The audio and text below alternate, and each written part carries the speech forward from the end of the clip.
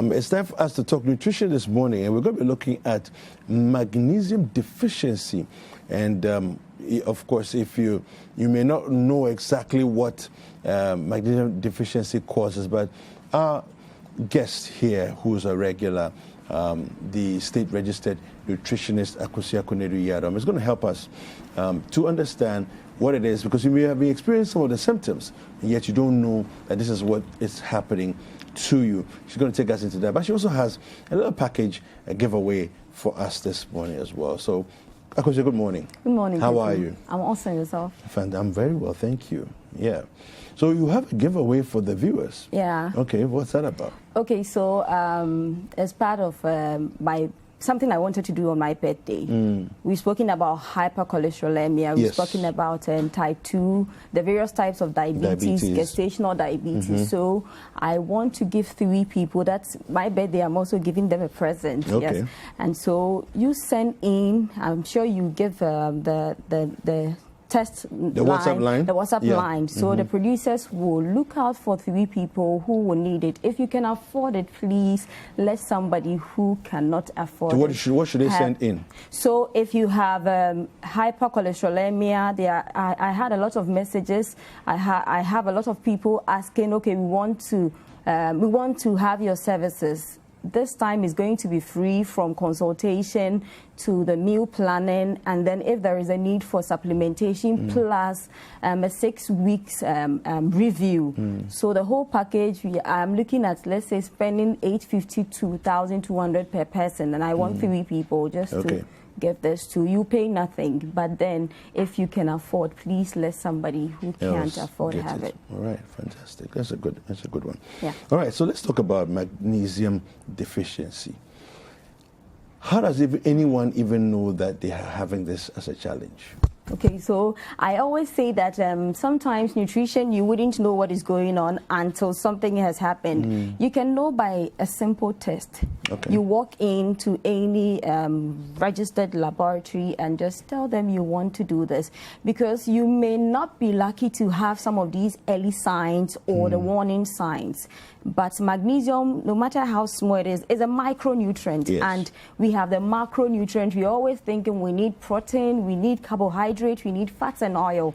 But sometimes we don't pay attention to these micronutrients because we think they are small. But a simple deficiency of magnesium, of iron, can be very fatal for somebody like a pregnant woman, can be fatal for you, me, and then it's the same with magnesium. Magnesium is needed for 300 plus biochemical functions in our body. Okay. So if you have this single micronutrient doing 300 different things in your body, what makes you think that it is something to joke with? Magnesium is needed for cellular health. We are made up of cells, and magnesium is also needed to regulate calcium in our body. If you have a lot of calcium, I always say that the fact that we sit here and say this is good doesn't mean that it should sit heavily in you. Yeah. What is the daily RD or the recommended dietary intake as far as your need for calcium is concerned, vitamin D is concerned? You need up to 10 to 20 microgram of vitamin D per day.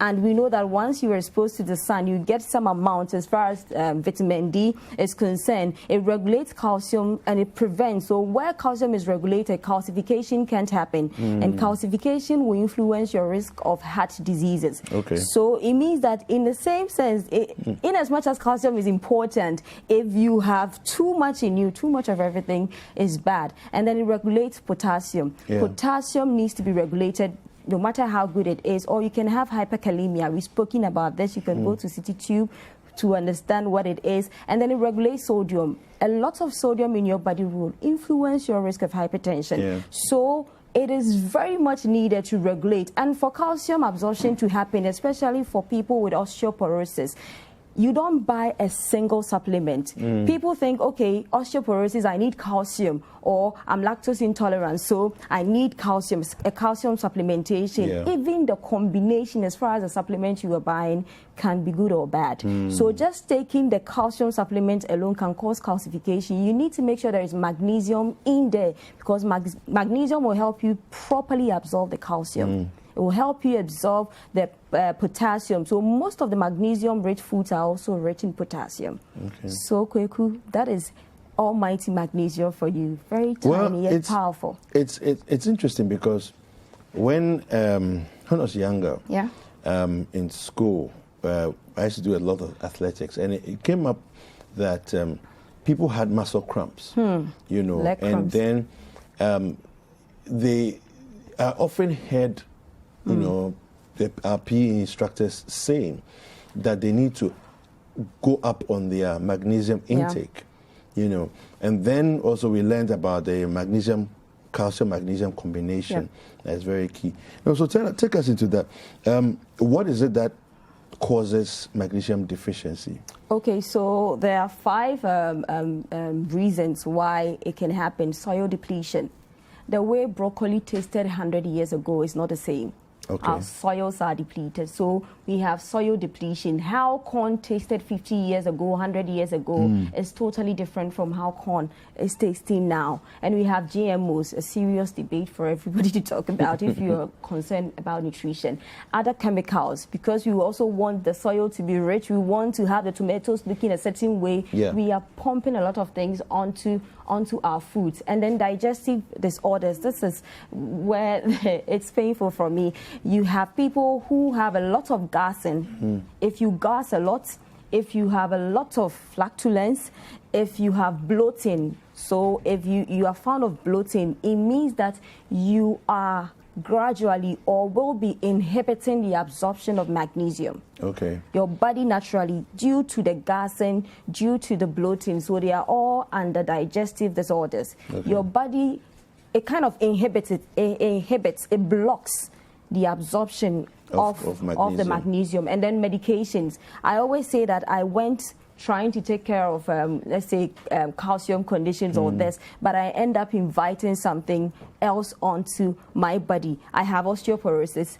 I want to get calcium supplement, but I wasn't smart, or whoever was taking care of me wasn't smart enough to know that there has to be magnesium in there. You don't just buy a calcium supplement. It has to come with vitamin K2. It has to come with vitamin D. It has to come with some of these examples as far as foods we projected are concerned. A very active ingredient as far as magnesium supplement is concerned. Broccoli should sit in there. Nuts and seeds should sit in there. So the food sources we had as examples in there, you should have some of them as the main or active ingredient if you are trying to get any magnesium supplement. So, like I said, with calcification or hyperkalemia, because my focus was on osteoporosis, I am focusing on calcium. But taking calcium in solo will cause calcification, and you wouldn't just have osteoporosis. Basically, you're just overdosing. Yes, so it means that you are inviting heart diseases also onto you in your quest to take care of osteoporosis with calcium.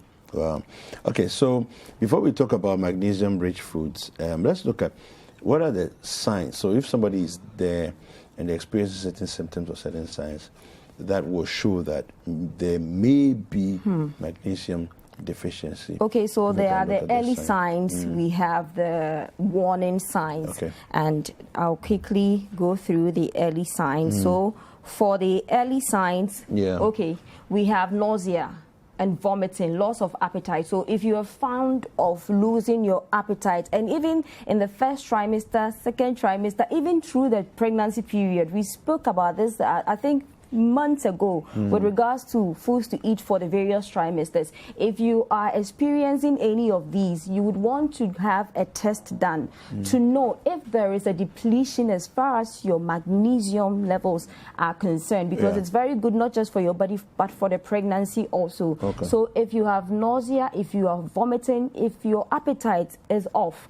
if you get tired, the little thing you do, you are so stressed that you look like you walked from here to Mokola.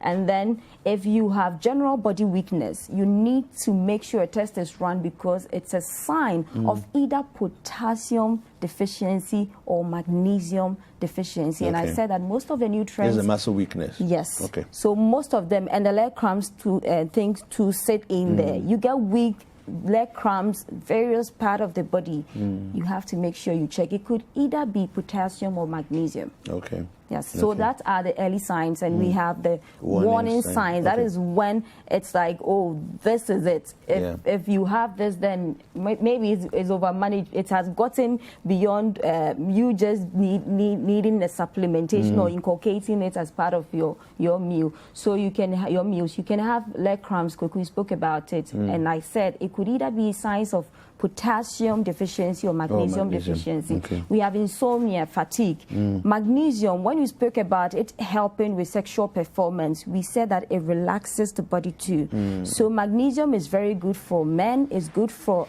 me as a woman too, when it comes to being in the right mood. It affects everything as far as relaxation and being calm is concerned. So if you're somebody who is struggling to sleep, if you're somebody who gets really tired, the little thing you do, you need to make sure that you are checked. And then we have muscle pain and fibromyalgia. A research revealed that using magnesium supplement was #1 elsewhere for treating this condition. Fibromyalgia? Yes. Wow. So you being on a magnesium supplement, and I've spoken about the combination, they're expensive, so make sure you are buying something that gives you results. And then anxiety. Once magnesium helps you to relax, you will be anxious for nothing, just like the Bible will say. And then high blood pressure. When your pressure keeps rising steadily, you need to make sure you are checked. It could be that magnesium stores are very depleted. And then diabetes mellitus, where you have insulin being affected in a way. So when there is continuous happening as far as this is concerned, you can increase your risk of having diabetes mellitus. Yes, and then migraines, headaches. If you have this, if you have osteoporosis, we've spoken about it, mental disorders, magnesium works with your brain health. So it is powerful, though it's a micronutrient, it means a lot to your body and your total well-being. Seizures, it happens in children. You have to check their dosaging, and I know we'll get there. We have hormonal imbalances. This happens to us ladies or females a lot of times. You need to check it. Tingling. Sometimes you feel some way like this tingling sensation, burning sensation. You need to know that it might be a deficiency in magnesium. And on a general, 300 to 500 milligram per day is required, but based on ages, we'll get there, and your state, being a lactating or a pregnant woman. Okay, all right, super. Looking at the science and everything else, let's talk about the foods. What can people eat to make sure that their magnesium levels are enhanced? So basically, the plant sources are excellent sources. There are animal sources, there are plant sources. So the leafy green vegetables, and I've spoken about broccoli. If you don't take broccoli, don't force broccoli on you. There are other leafy green vegetables you can work with. But basically, the leafy greens, we have kontomire, we have alefu, we have ayoyo, we have bra, we have ademe. Based on where you find yourself, there are people who comfortably work with dandelion for even their salads. So whatever works for you, use it. We have nuts, we have seeds.